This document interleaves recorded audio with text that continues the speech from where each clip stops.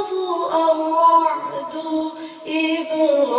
إبراهيم الحجر النحل الإسراء الكهف مريم طه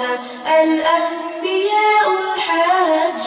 المؤمنون النور الفرقان الشعراء النمل والقصص العنكبوت الروم اللقمان السجدة الأحزاب سباه فاطر ياسين الصافات الصاد الزمر المؤمن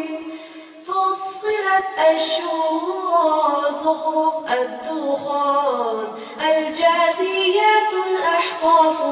محمد الفاتح الحجرات الطار الذاريات الطور النجم والقمر الرحمن البقيع الحديد المجادلة الحشر الممتحنة الصف الجموعة المنافقون التغابن الطلاق التحريم الملك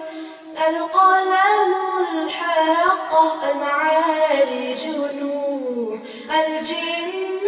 المزمل المنتظر القيامة الإنسان المرسلات النبأ النازعات عبس التأويل الانفطار المطففين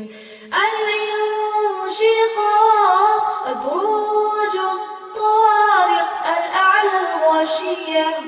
الفجر البلد الشمس الليل الضحى الشرح الدين العلق القدر البينة